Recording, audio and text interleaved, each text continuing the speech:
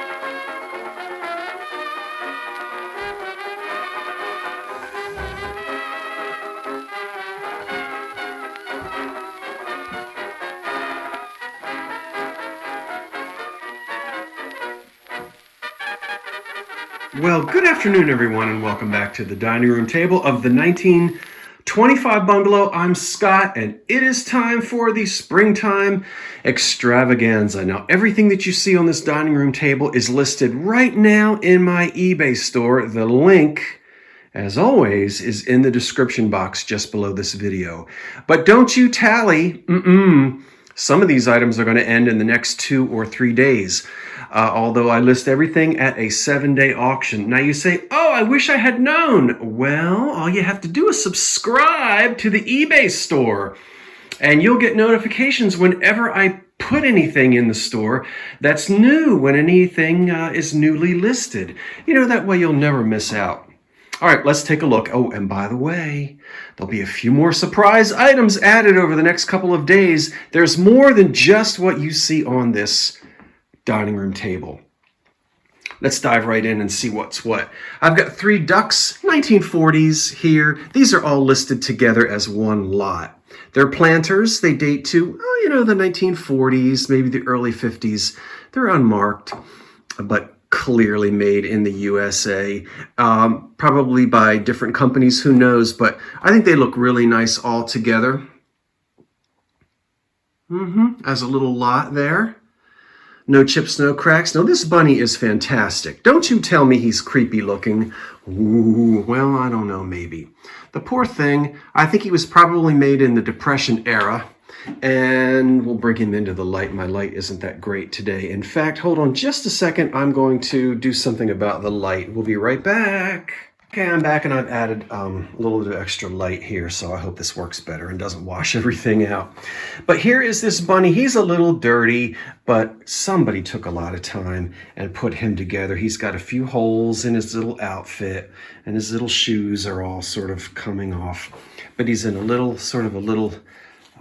formal tuxedo coat here, I guess, maybe. And there's his little pants, and it looks like this is all hand-stitched. I imagine this was made for a child, and as I said, probably sometime during the 1930s.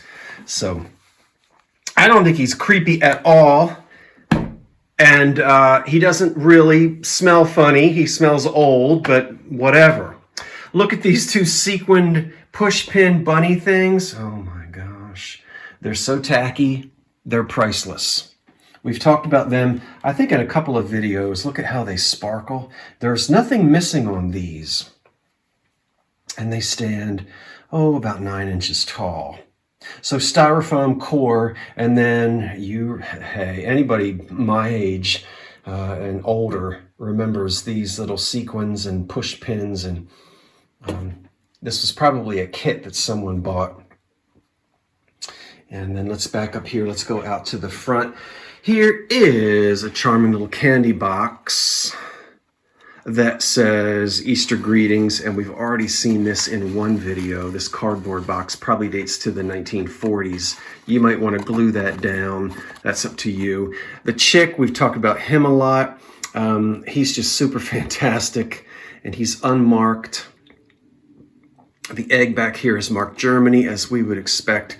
This might have had a mark on it somewhere, but it's very difficult. Sometimes it's just put on there with ink and it fades over time. So he's adorable, in good condition, and probably dates to the 30s or the 40s, as does the Easter egg back here, the cardboard Easter egg, which was made in Germany, Easter container.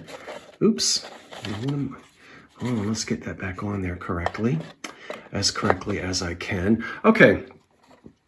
So antique Easter right here. Wow. How about waking up and having your coffee every morning in that? It's charming. It is called Daffodil Time, and it is daffodil time in many places. We're going to get into the 70s, the low 70s tomorrow here, which is a good 20 degrees above what we should have, or what we normally have this time of year. I'm not complaining.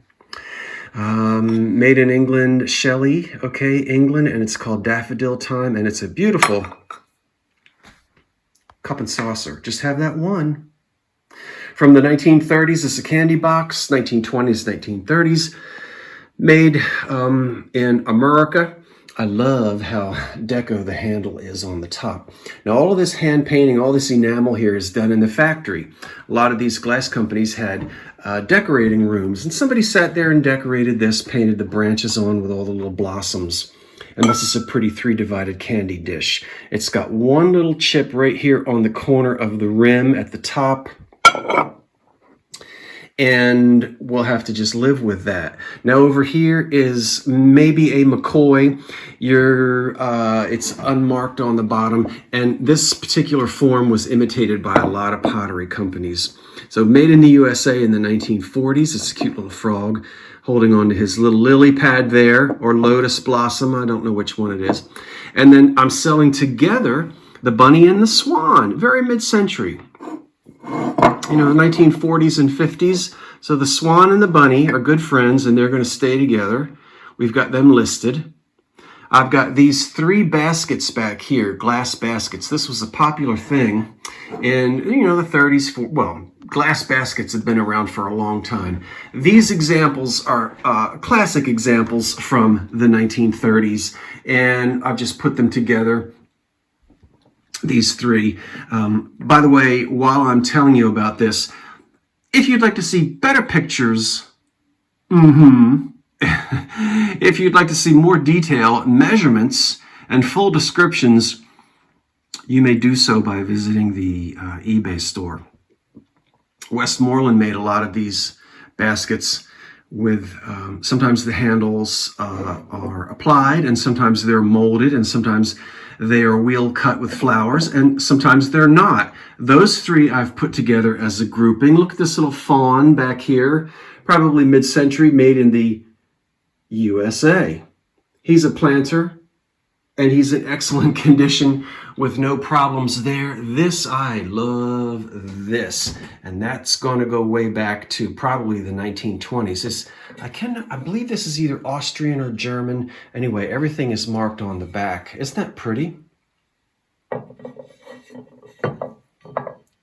Okay, we've got 2 more baskets over here that are the same mold, made by the same company, but whoever sat at the wheel and cut them has cut 2 different types of flowers. Let me make sure that I've got my focus going on here. Hold on while I get back down here. Okay, so there's one flower cut a certain way. There's a flower cut a certain way. You can see the handles are part of the mold, and these are probably Westmoreland.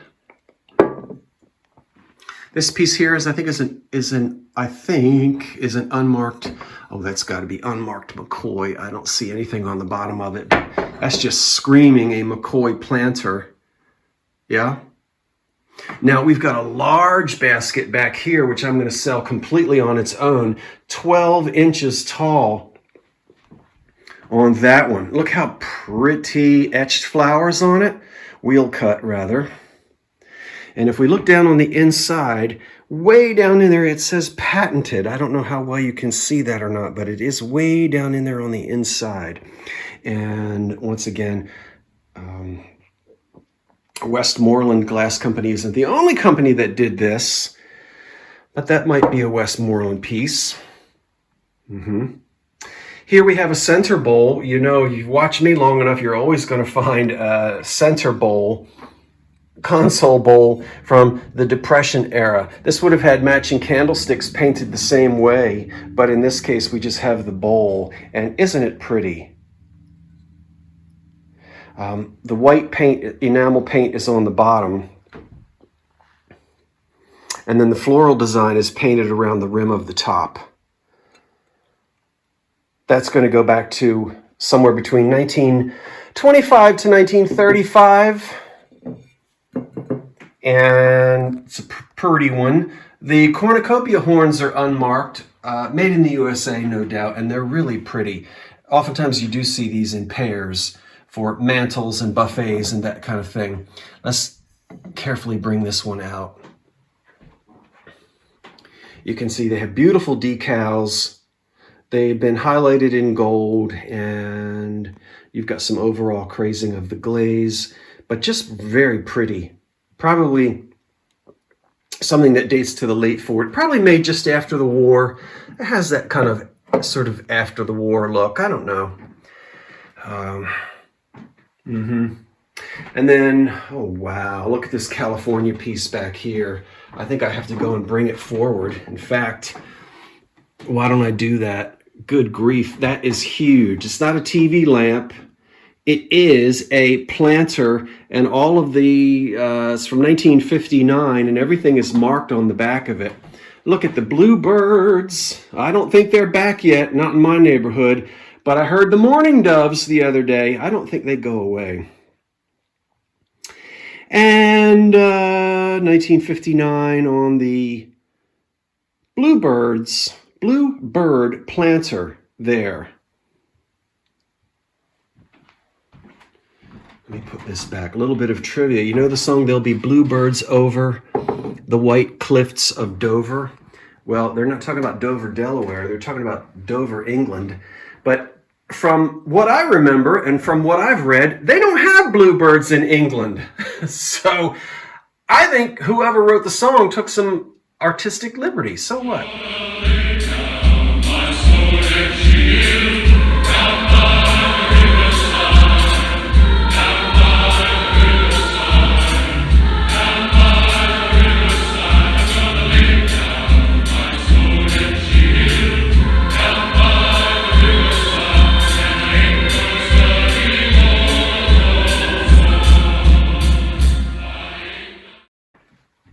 I could be wrong on that, and if I am, you'll tell me. The piece here on the table that I happen to be in love with the most is the one piece I have not told you about yet. I backed up, and now I'm going to go back in. Get back up there, little chickie poo. Okay, he got into some fermented corn. Is this piece right here, and we have the English to thank for it, and I'm going to put it right here. This is the winner on today's table in terms of what I particularly care for. It is from the 1930s, and it is absolutely wonderful. It's got 1930s England written all over it. Look at the beautiful pastel colors. These springtime flowers go all the way around this little vase. Actually, it's not that little. It's 8 inches tall. And we'll take a look at it. And we see here that it's called Norman Springtime, made in England, Price Brothers. You get everything that you want to know on the bottom of it. Completely damage-free, and a beautiful piece of 1930s pottery. Classic English pottery. In fact, when I saw it, I said, that's English. You just, You know, there's something about it. Something about this piece here and this piece here. Doesn't they look nice together? Sure. Who cares if they don't have bluebirds in England? They've got some beautiful 1930s pottery. All right, let's put that back there. I think I went rather quickly today. Did we get to everything? Seems like every time I do this, I always wind up missing something. I think we've talked about almost everything on that table, and I'll back up again. There it is. Okay, now look, as I said, if you get in the eBay store, now, of course, depends on when you watch this video. If you write to me and you say, what happened? What happened? Well, that means you are watching the video like 5 days from now, and some of the auctions have already ended. So they run for 7 days. Some of these things, as I said, I listed 3 or 4 days ago, and so there might only be 2 or 3 days left. I'm going to be listing more. Gosh, doesn't it seem like we just went to bed and woke up and 24 hours ago, this table was covered with the ice and snow. And we were sitting here eating Christmas dinner, and here it is, early March, going to feel like late springtime tomorrow into the low 70s here in the Northeast, which we're happy about. But of course, then way back into the 40s and 50s again. Okay, that's it. Any questions? Go check out the eBay store, as I said. And I would like to thank you so much. I hope that you're looking forward to springtime as much as I am. Although I have to tell you that I am a fan of winter, fall, and summer. I kind of would be happy if we went right from winter into summer. Springtime with me, I don't know. It's one of those seasons when I'm always sniffing and sneezing, and it seems like you never know what kind of clothing to put on. But I'd be fine if we went from 10 degrees to 90. But I know springtime is one of the favorite seasons of many folks, and it's hopefully going to be a beautiful spring for everyone. Well, that's what's on the table, and I'm finished. I want to thank you all for watching. See anything you like, check out the eBay store, and we will see you the next time.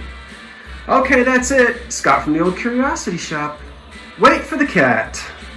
And so long for now. Now, what happened to that other dining room chair?